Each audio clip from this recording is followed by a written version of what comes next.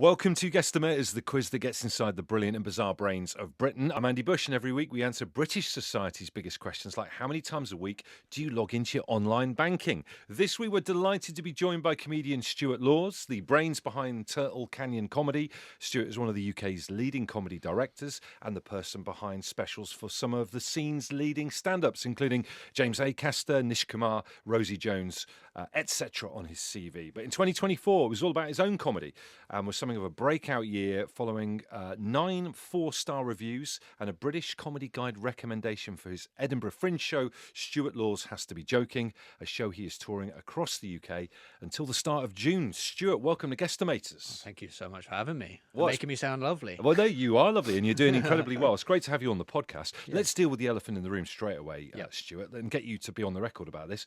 Do you have an OnlyFans account? Yes.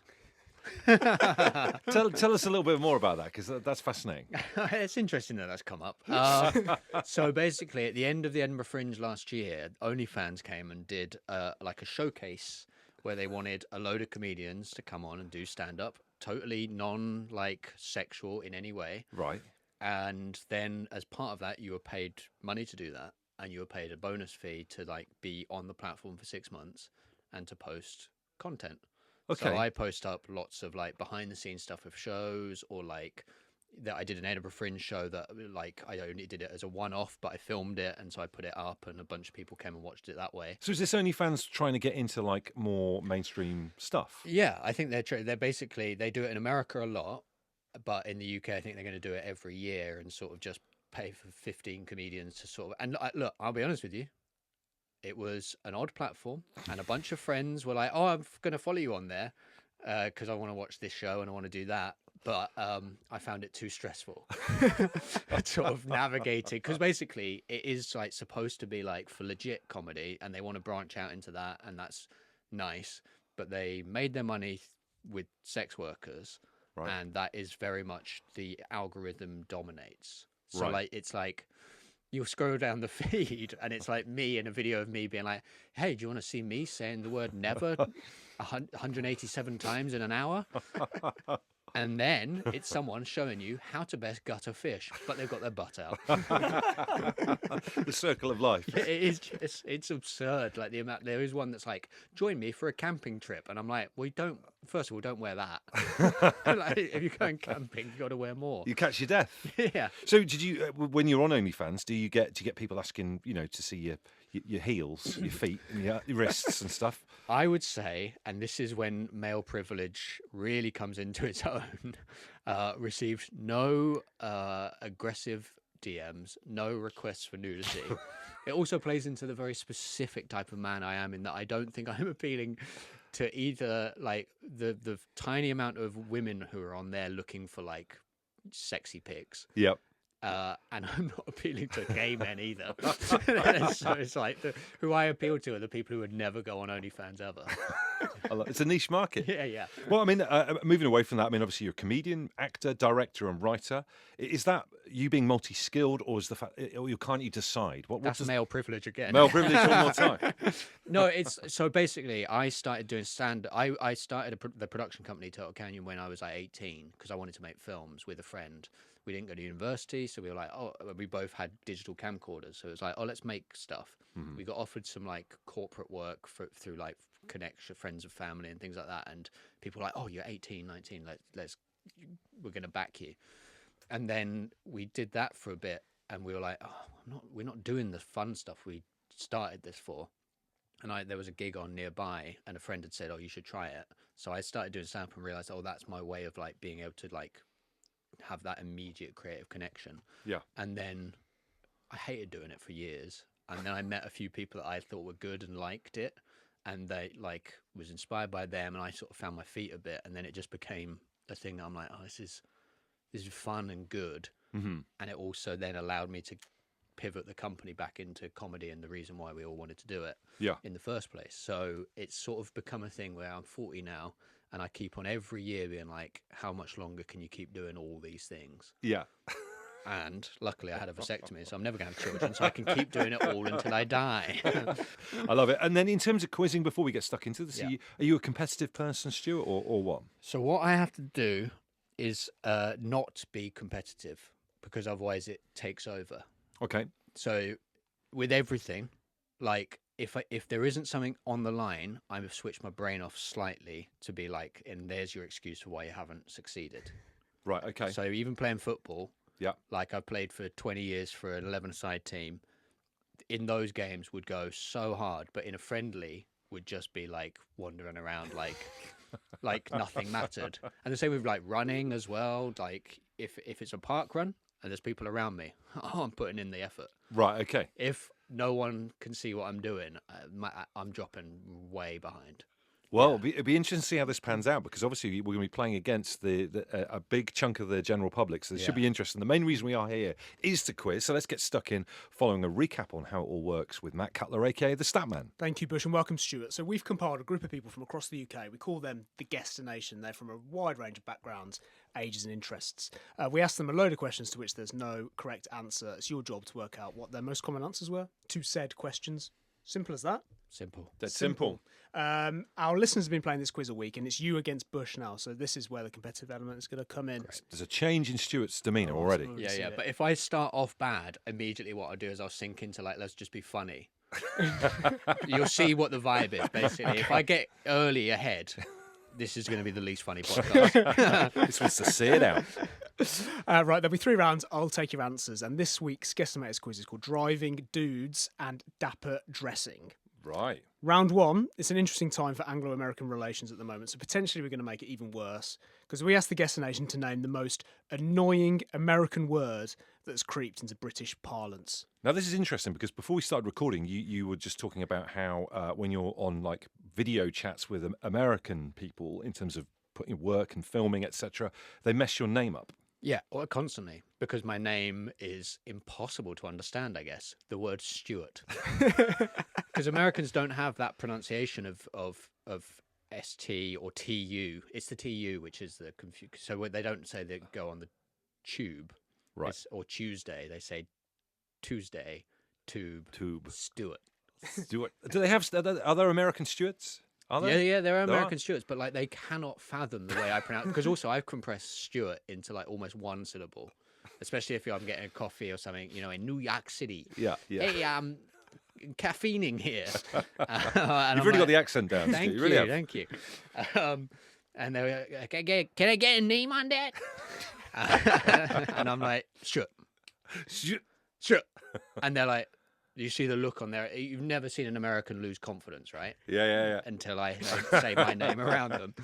And do you think you need to be Stewart? Would that be how an American Stuart would be? Do you think is it RSTU? I guess so, because that's more because STU is more Scottish, right? And there's very few Scots in America. Okay. Yeah. So when there's an American Stuart, it's STEW. I guess that would be more common. I feel like there's Stuart Little, that mouse. Yeah, I think he's STU. Yeah, and I'm But trying is to he wonder American? whether Pierce Brosnan in Mrs. Doubtfire is called Stu, and then Mrs. Doubtfire says it's more of a thick soup than a name.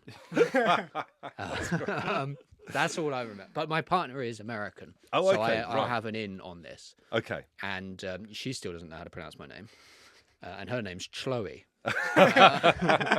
Well, this should be interesting. This take on the UK and American relations. Yeah, specifically we asked the Guestination to name the most annoying American word that has creeped into British parlance. Question 1, did more people say issue instead of problem, or truck instead of lorry? What was more common out of those 2 answers? I'd not heard of the issue one. Issue. Issue. You see, I'm overpronouncing it now. Issue. I didn't realise that because basically I watched so many films as a kid and was obsessed with America, and to a level that like my partner now is like, oh, you're in it just to live here, not because you love me. A green card. Yeah. That like so many words I say, like Americans either do or don't use adverbs. I can't remember which way it is. And I'm always speaking the American way. Right. So it's like I'm going to get there quite quick, whereas I think in the UK we're supposed to say quite quickly. Yeah. Oh, I see. Yeah. Right. Okay. So I do the American version. Yeah. So like things like issue, I would say that probably. Do you say "Can I get"? Yeah. Yeah, I say that. I hate Yeah. myself for saying it though. Can Yeah. I get a? Can I get a couple of guns, please? To go. To go. Yeah. They don't say to go, do they? I can't remember what. No, do they? See, this is why I don't know because I feel like I'm sort of I transatlantic. think they say to go and we say to take away. Yeah. Yeah. Where in America is your partner from then? She's from Minnesota. Oh, right. So it's like Yeah. Fargo. Yeah, but she lives in New York, and she's lived there for like 7 years. Okay. But when you get her doing the accent, the Fargo accent it's real fun. And obviously, because Martin Freeman did the accent so well, He's brilliant. Yeah. it means that I can also therefore do the accent quite well, right? Exactly. Okay, so truck or issue out of those two? I got to say truck. Truck. Yeah, it's got to be truck, isn't it? Issue. Yeah. I think I'm kind of okay with issue. I think issue's fine instead of a problem. What's the issue? And I know I don't want to help you here, but like, it's got to be truck. Right? It's got to be truck. All right, can we agree on this? We agree. Yeah, we Yeah. agree. We're going truck. Double truck. I'll take truck for both of you. Okay, questions 2 and 3. I'll give you these together. I simply want to know what was the most common answer and what was the second most common answer, and I'm going to give you some choices here. Okay. Thank you. Awesome instead of great. Dude instead of, well, I've put bloke here, but you know that one. Male instead of post. Movie instead of film. Or season instead of series. Most common answer and second most common answer. Okay, so what do we know about British people is that they are very protective about certain things that they feel like exemplify Britishness. Right. And I feel like therefore season instead of series feels like Americans being like, this is bigger scale. And we're like, it's 6 episodes. That's what it used to be. Just be 6 episodes. With the Americans are now doing that because of streaming, right? All the time. And Are they?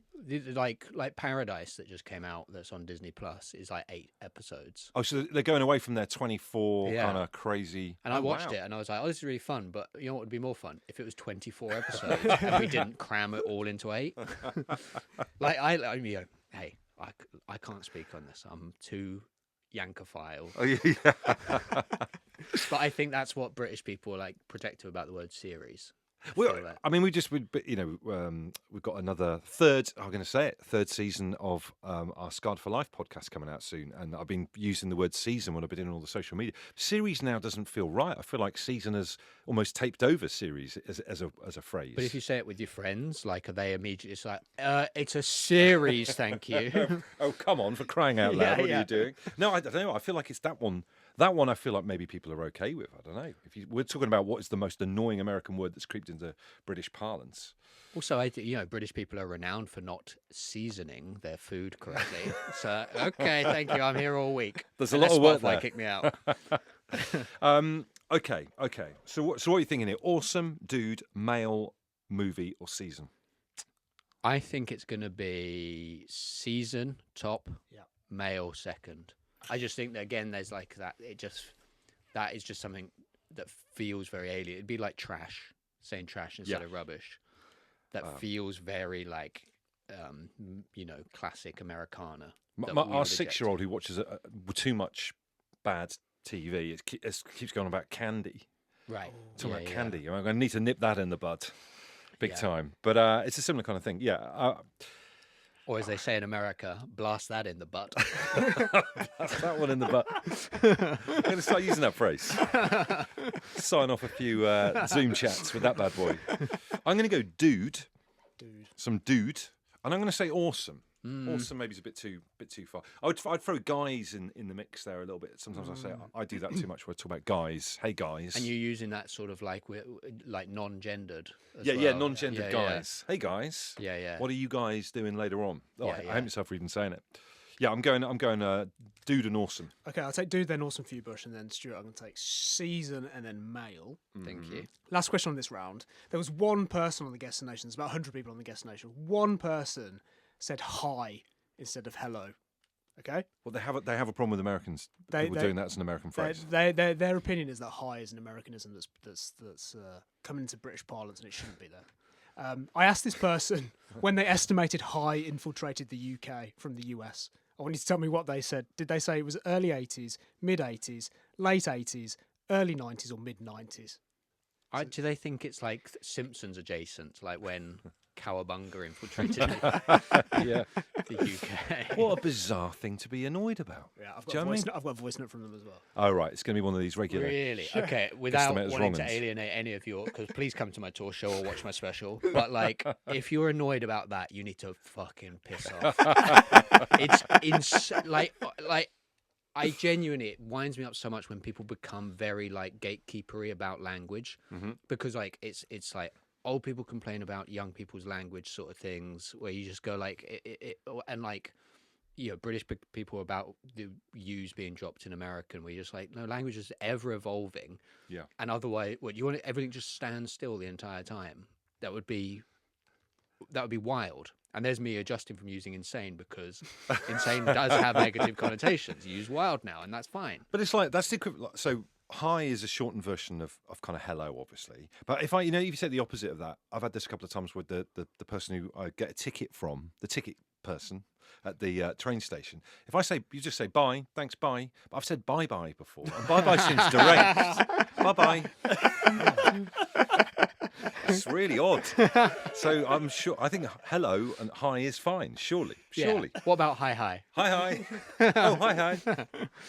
Fiddle-dee-dee. Well, early 80s, mid-80s, late 80s, early 90s or mid-90s, what are you saying? I'm feeling late 80s with that sort of Simpsons thing, when Americans sort of, I think people feel like the word cool came in and things like that, maybe. Yeah. Yeah. I'm going to go early 90s. Early 90s. I've got an early 90s type feeling about this. Okay, early 90s for you, Bush, and late 80s for you, Stuart. Okay. Round done. Boom. Round done. So the answers are in. Did more people on the guest station say issue instead of problem, or truck instead of lorry? They said truck. Damn right. You both got that. We knew it. You both got that bang on. The second most common answer was dude instead of bloke, which you put top, Bush, but I'm going to give you a half point. Thank you very much. Got it in the wrong position. The most common answer was season instead of series. Yes. Well He done. knows it. So you got that one right, Stuart. Before I give you the answer to this, I feel you're going to get triggered here. Stuart. I've got a voice note from the I person. think, can I just say, I already know what they sound like. Okay. Right, get ready for this. Hello, my name's Charlie. I live in Essex. I'm surprised I'm the only one, because to me it is the worst incursion we've had. When I went to America in the 1970s, hi was being said by everyone, obviously, because they still say it and they've always said it. It seemed very strange. No one in England ever said it. Now, everyone's saying it. Oh, I nearly swore there. I'm so annoyed. I judge it by University Challenge. When they introduce themselves, they say, oh, hello, I'm Simon Murgatron from Essex. Now they all say hi, hi, hi. In the 1995 final, there were 5 hellos and 3 highs. In 2020, there was 1 hello and 7 highs. This is very scientific research. It's got to be reflective of the whole country. When we meet someone in the streets, oh, hi, hi. No, it's wrong. We've got to get back to hello. Wow. We've got to take hello back. Incursion. What an incredible word, incursion. It's odd because I feel like no one's saying hi to that man ever. They're crossing the road. That's incredible. Yeah. I could hear like Swing Low Sweet Chariot going on, almost rousing in the background there. And I do know Simon Murgatron from Essex. From Essex. He's a good lad. Yeah, he's a good lad, pretty smart. Yeah, pretty smart fellow. Well, there you go, Charlie. Thank you for that. Charlie said the incursion of hi into British parlance came in the late 80s, which you smashed it. You're right. Oh. There you go. You got that completely right. You have more in common with him than you think. And that means at the end of round 1, Stuart, you're on a 3 out of 4. That is good going. And Bush, you're on a 1.5, so you're still in it. All to play for. Yeah, and welcome to the least funny podcast from now on out. He's going to lock it in and see it out. Before we get into round 2, if you're listening and didn't play this quiz, make sure you sign up at guesstimators.com. Every Monday, the quiz lands in your email inbox, and you've got until 6 p.m. on Wednesday to tackle it. This podcast right here is the first place to hear the answers and whether you top the weekly leaderboard. And if you're enjoying the show, please give us a rating and a review. It really helps us to spread the word. Welcome back here to Guesstimates. One thing we haven't mentioned actually is that we do this recording at Spotify HQ straight after Richard Osman. Normally he's very clean, doesn't leave anything here at all, but there's obviously a bit of a rush today. He's left 2 pots of children's sweets here where he's been sat. I don't know if you can see those. Yeah, if you're watching, I'm holding up to the camera here. Stuart, you did try one of Richard Osman's sweets. What did you think? Yeah, House of Games is the best TV show ever made. There's some kind Please of book truth me. to it. Please book me. Yeah, they're nice. What kind of flavour have you got going on there? There's like a fruit. Sorry, this is bad podcasting. There's like a fruit pastel vibe. Oh, really? There's like a sour blue one.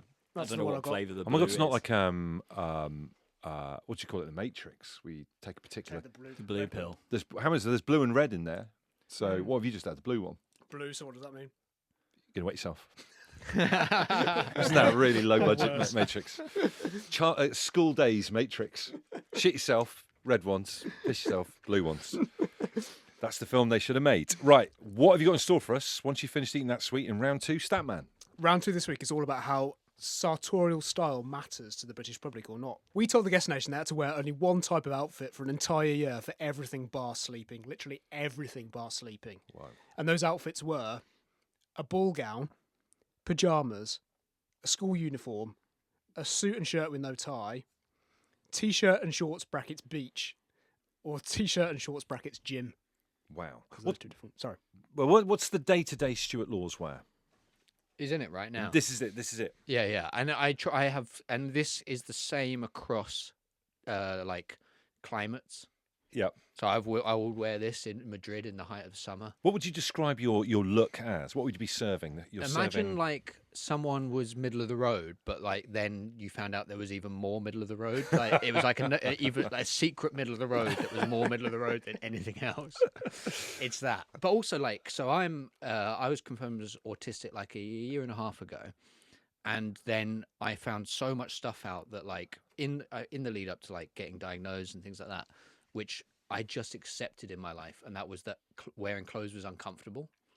Is that part of? So there's sensory stuff that I have, which is like I just assumed was the same for everyone. Right. And so like things like labels or like, to be honest, this jumper that I'm wearing now annoys me because this sort of just comes down slightly over the elbow. It just means I need to work on my biceps. But but like since getting confirmed as autistic, I've sort of changed a lot of my wardrobe and have found like a lot of brands that like do clothes that feel very comfortable on me, but still look quite nice. Okay. And it has genuinely like been like a big improvement in my life, because I imagine going around your life having a sharp nail dig into the back of your neck and just being like, that's just what I'll just have, I guess. Yeah. And then finding out, no, you don't have to. Yeah. There's ways around that. Like I've cut all the labels out of all my clothes. Don't you hate those the ones where you get a jumper and then they've got like a really long? Is it Uniqlo do that thing where the label's almost like a foot long? Yeah. In there. Cut those bad boys out. Cut them out and find brands that sort of have this softness to them. It's been great, but it also does mean I'm so middle of the road in my clothing now. It's just like none of these brands are like doing stuff to be like cool and fashionable. They're just like, want to be comfortable? Yeah.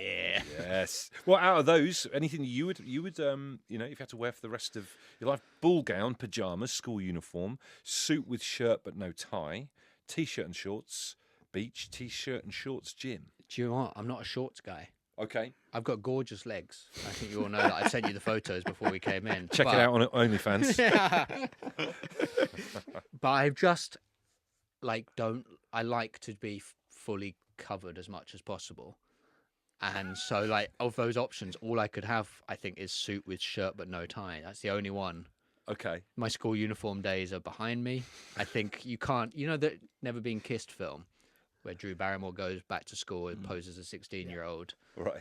Imagine I went back to school to pose as a kid, and they're like, well, what war has this kid seen?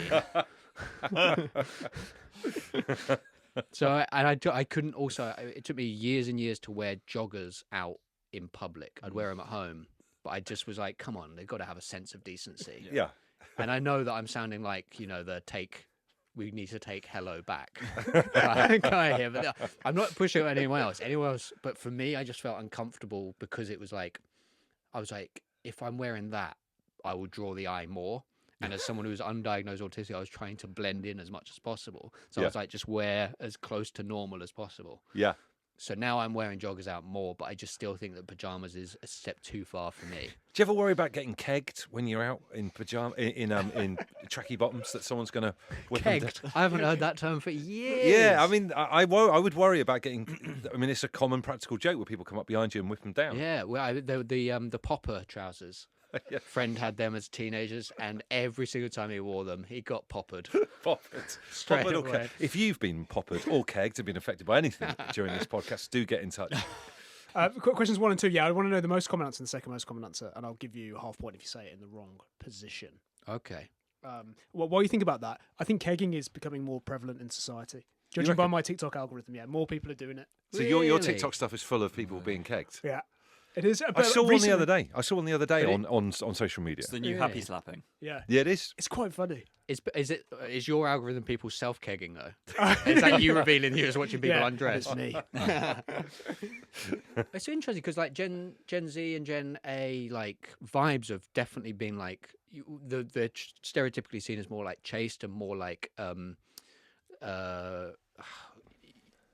you know, have like these like moral purities to them, and that stuff like that feels like that would be out of the norm of it because it feels like bullying, which we can all agree bullying to a certain level is quite funny. Yeah. Like a lot of friendships are based on Yeah. mutual bullying, right? It's apex predator work, isn't Yeah, it? yeah, You yeah, keep your yeah. friends in check with the apex predator. What is that jumper, etc. Yeah. But I think they love a prank though, don't they? Like younger guess people so, now, yeah, they yeah. love pranking each other. So maybe kegging is part of that. Look at what pranks used to happen in the UK, and you just go back to. I mean, pranks used to be like, how can we systematically dismantle your mental health to a point where you're a blubbering wreck on the floor, and that was TV. yeah, totally. Whereas now it doesn't feel like you're allowed to. Yeah, The game's gone. yeah. Get that guy's voice note back. We want Jeremy Beadle back saying hello to people before destroying their mental health. Sorry, I made us digress there. Yeah, most common answer, second most common answer. They had to wear this outfit for an entire year for everything bar sleeping. Literally everything. I mean, it has to be suit with shirt but no tie. I just think this country, if this country's climate was a bit better, we would allow t-shirt and shorts brackets gym. Yeah. Yeah. Or is it pajamas? Because I do remember like the outrage from the older generations when people started going to supermarkets in pajamas. Sliders. Yeah. Yeah, and things like that. So It maybe still it's- happens quite a lot in Liverpool, I think, when we were up in Yeah. Liverpool pretty recently. It might be a bit of a North thing. So what are you thinking for first place out of those two then? I think it's a suit with shirt, no tie. Suit- It's yeah. it's the one that you can make look most casual. I sometimes, reminisce about, well, not reminisce because I wasn't there, but I imagine what it must be like back in, say, my granddad's era where people just did used to wear smart stuff all Yeah. the time. Probably slightly simpler than having to come up with, having a different outfit every day. Yeah, for me, being like, Sticks it is on. it going to be the black or the blue jeans, or is it going to be one of the 6 jumpers I've got? Stressful, innit? Yeah. I'm going to go number one. I'm going to say PJs. We had my daughters had a pajama party over the weekend, and it just felt very kind of cash and fun. And yeah, I think maybe pajamas. Okay, I'll take pajamas. Top answer for you, Bush. Suit with shirt for you. And no tie, Stuart. What about second most common answers? This is where I'm. Is it pajamas or is it the shorts? Is it the shorts? Because you see people in the middle of winter wearing shorts and sliders pop into the shops, or even just spending the day out, and you're thinking, what's happened? But like, I respect it as well because I guess they want the freedom. There's that people they like the freedom of shorts, which I'd argue is only just sort of it's about 1.5 feet of freedom.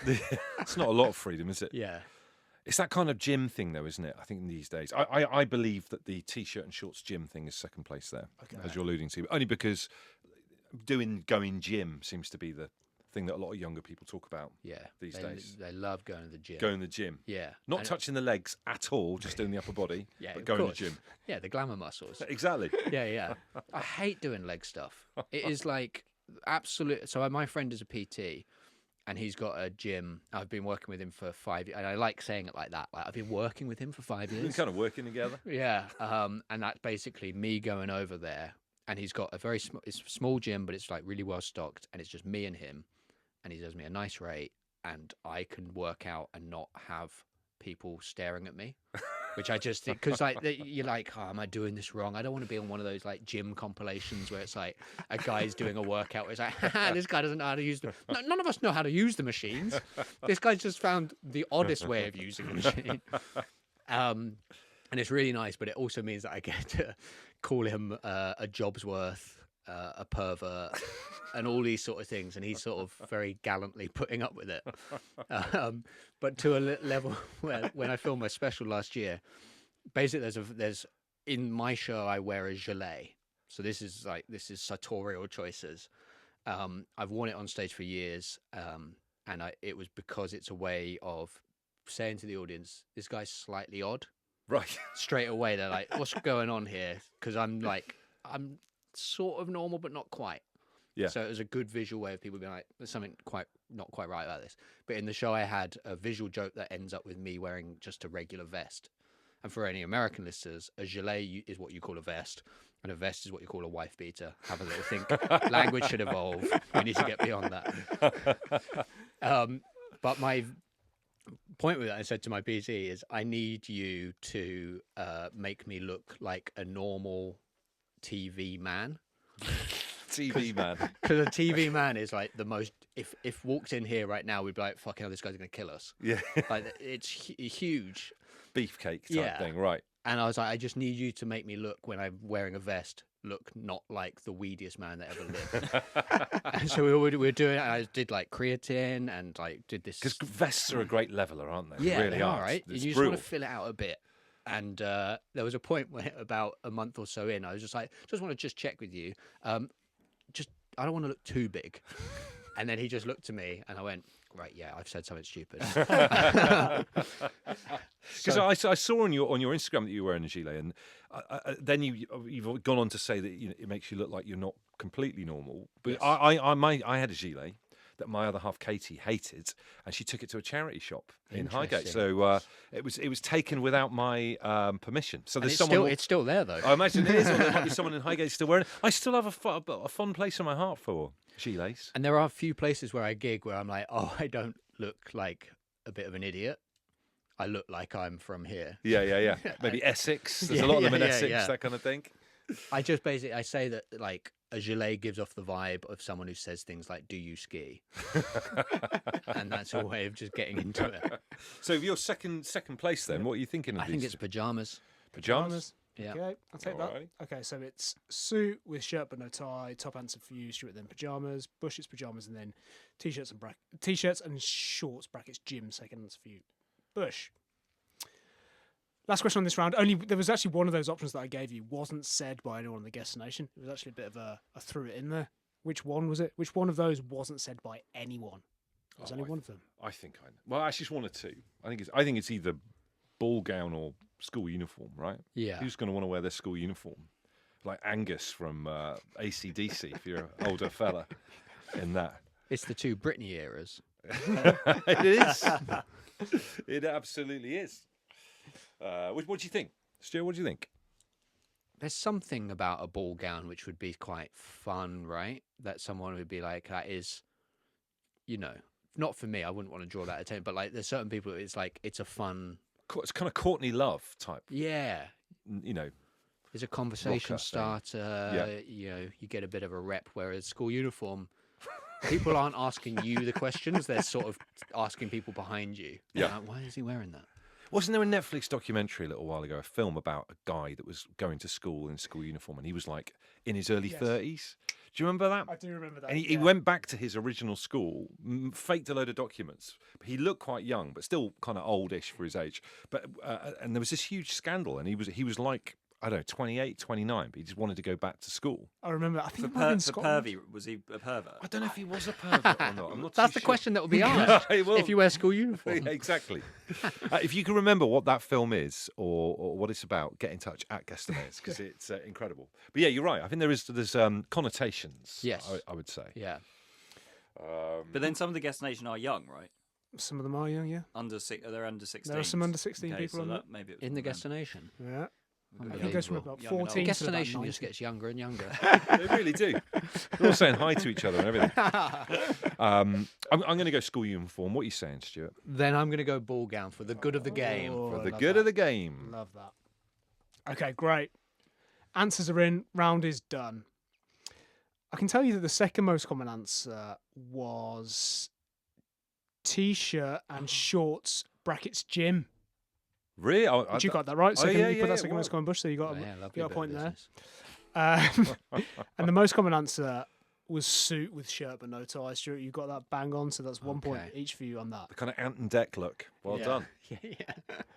I spend. I mean, I don't want to boast, but I spend a lot of time in the gym. I find that hilarious thinking of people doing like a spin class in a shirt.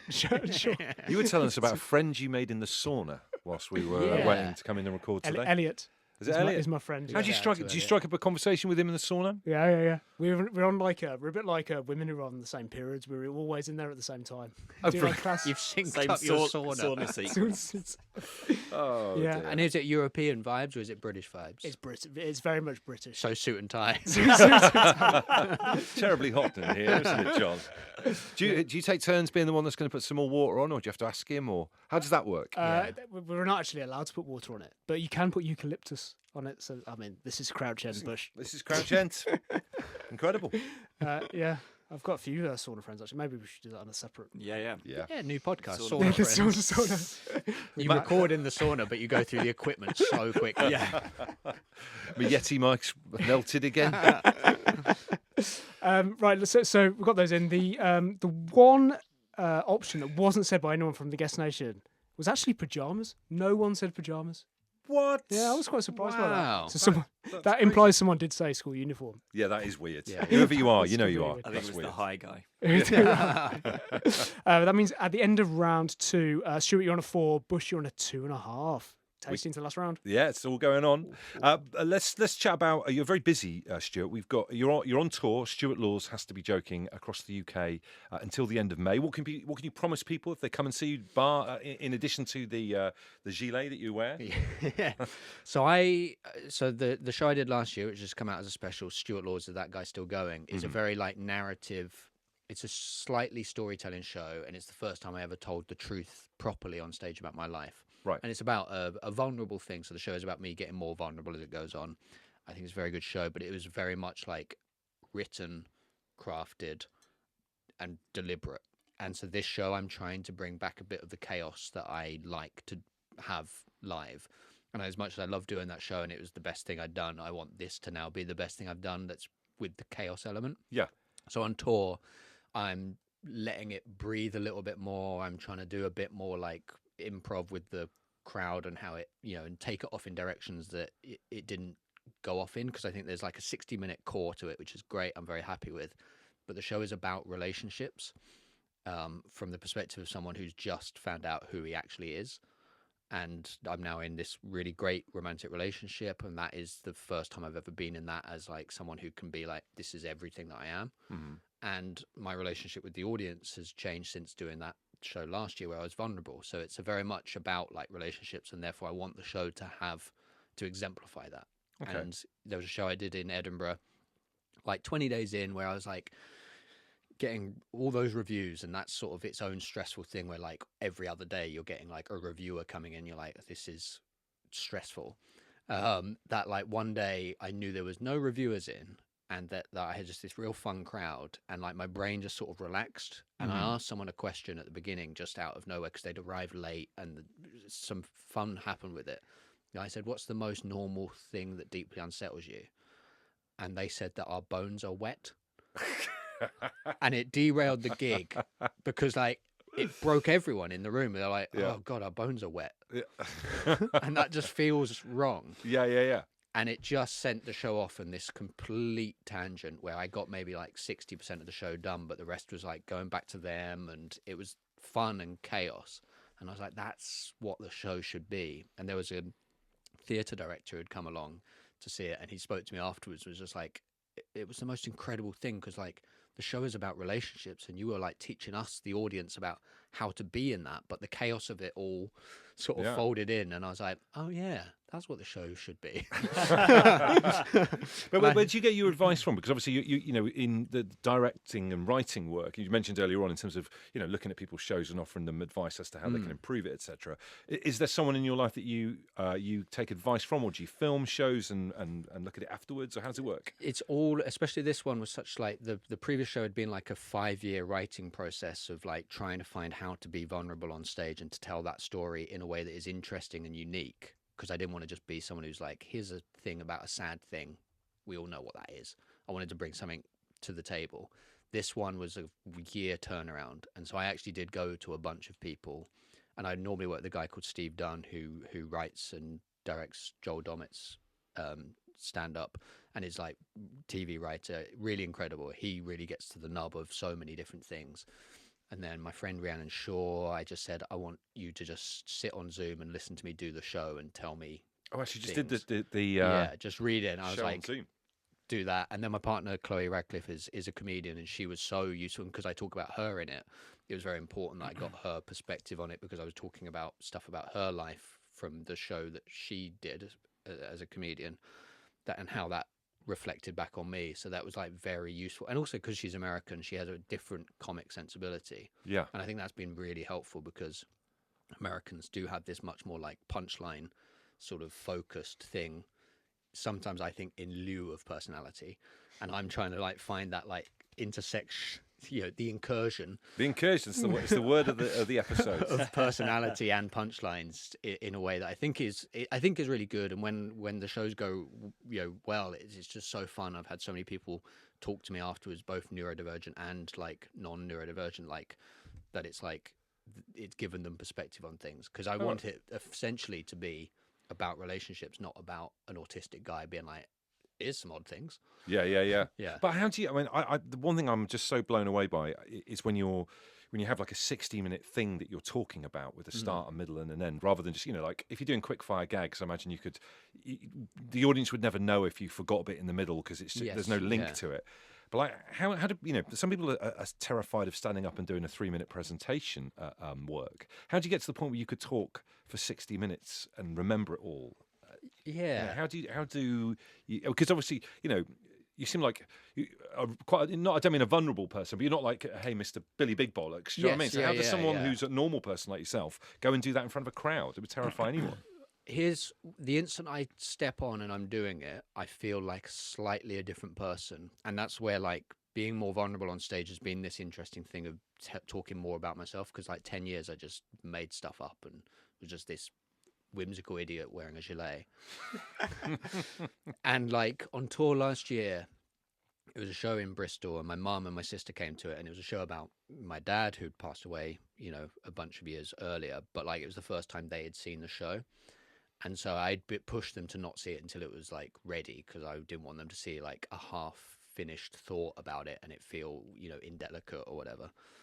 And the end of that show, it was like chaos. It was 75 minutes, and I'd managed to maintain the dramatic thread of it whilst dealing with like a woman in the audience who was laughing like a goat.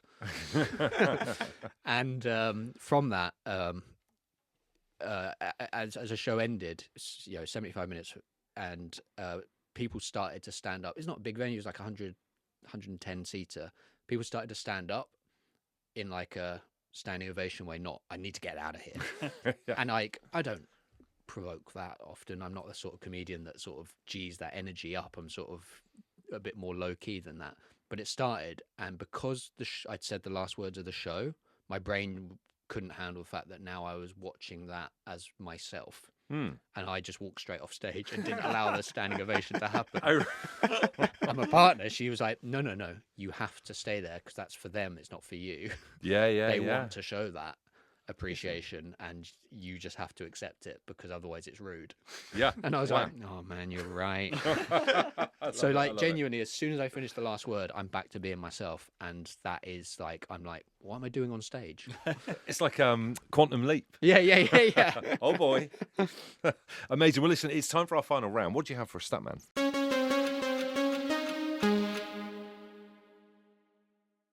For round 3, we're going to have a bit of a gear change, literally, because we asked the guest nation a very simple question.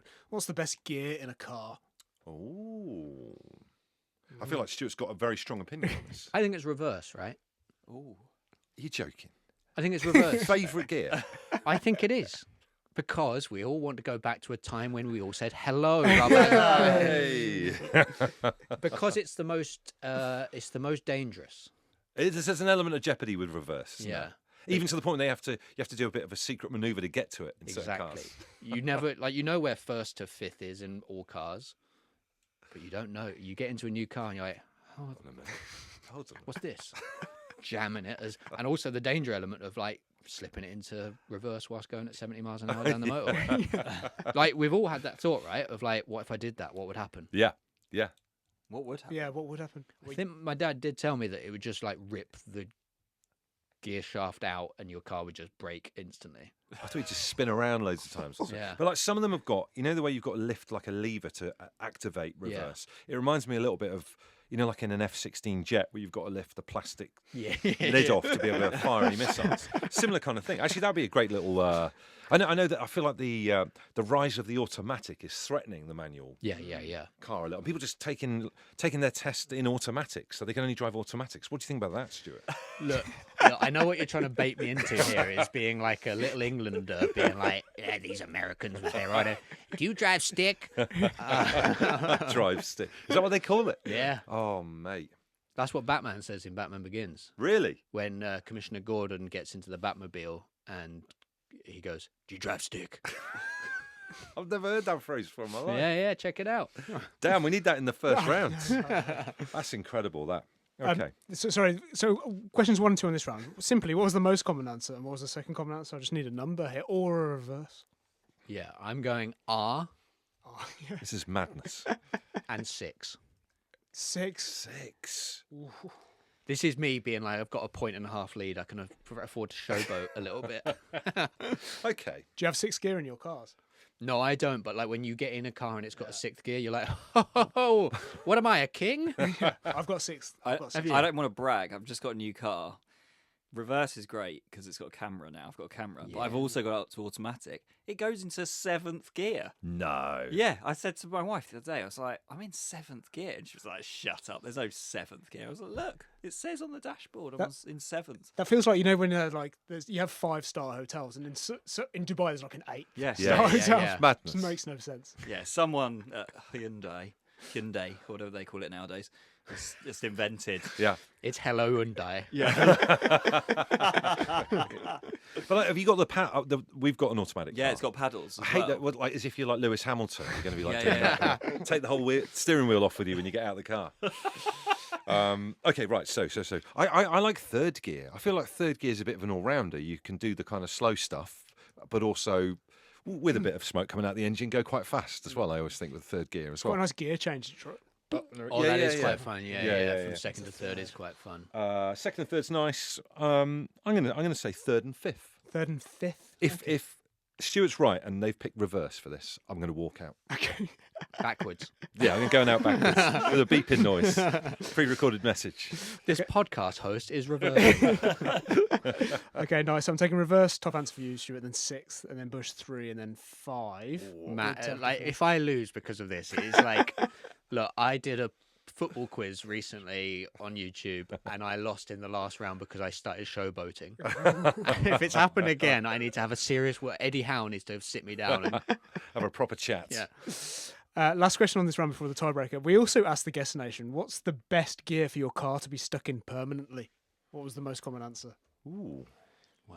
Can you imagine such a scenario?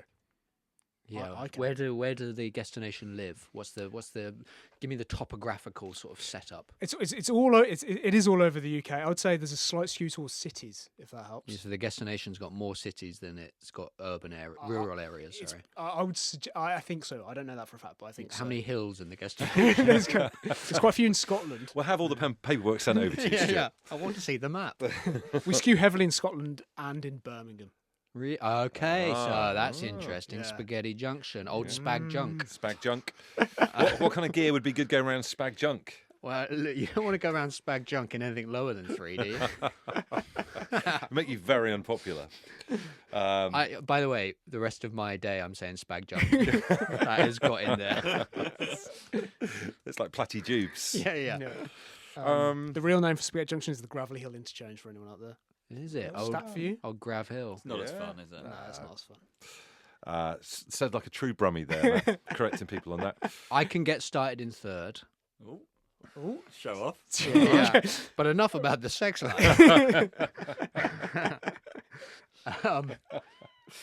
It feels like third is the most useful. I think you'd struggle to get started in fourth unless you lived at the top of a hill. And I don't know how many properties in the destination are at the top of a hill. I think third is right. It's the all rounder, like I said earlier on. Yeah. It shakes hands with the lower gears, 1 and 2, but also is not completely dissimilar to the higher gears. And with the lower gears. Really British way of putting it. Yeah, I'll take 3 for both of you. Yeah, let's just do it. Okay, nice. Tiebreaker. There's a good chance we might need this. A few. So there were people on the guest nation who said reverse. I can tell you the fact that I took all of them, and I want to know what their average age is. So what's the average age of the people who said reverse on the guest nation? Where are they skewing? Well, I think generally, yeah, it skews older. The people that want to go back to when time was better, and there was more prejudice. Simpler times. Yeah. I'm gonna say 49. Nice. Ooh.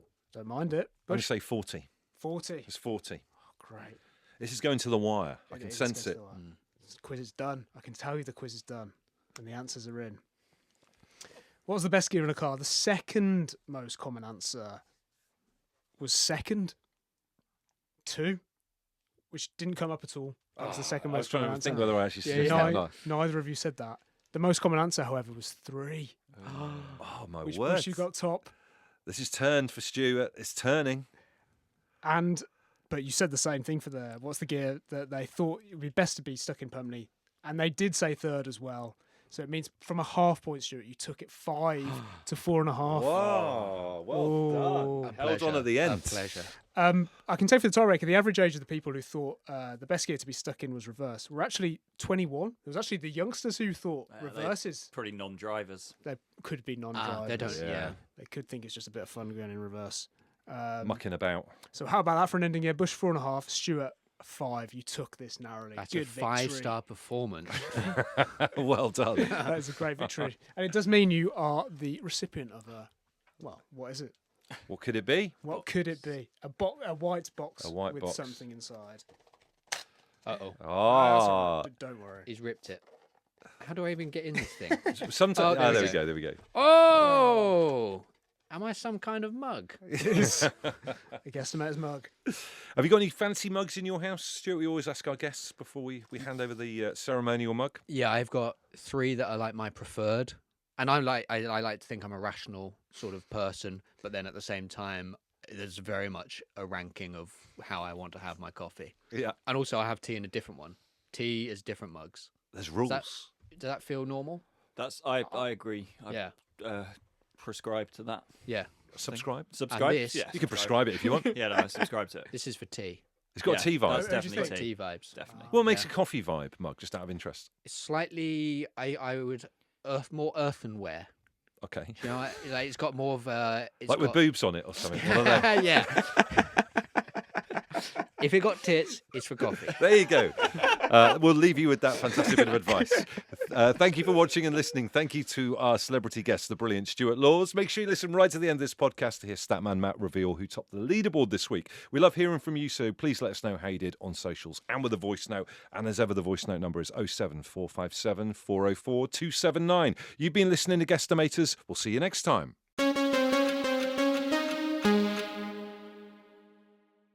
Hello, guesstimators. It's Statman Matt here, coming to you from North London with my massive guesstimators, Mike Muff, for anyone watching on Spotify or YouTube. Who topped the leaderboard this week? Well, I can tell you the average score was 3.5. It was another tricky one this week. Maybe I need to make these quizzes slightly easier. But that meant that all it took was a 7.5 to top the leaderboard. I need to check, but that might be our lowest top score ever. But that's not to take away from our winner this week. Our winner this week 7.5. A few people got 7, but I got that half mark to take him to the top, and that was Joe Norris. Joe, congratulations. Joe got the first 6 questions right, tailed off a bit towards the end, but had enough to take it to the top of the leaderboard. Joe's only been playing for 2 weeks and has already topped it. So congratulations, Joe. I will be in touch with you about getting your prize to you. And that's all from me for now. We will see you next on Monday's bonus round.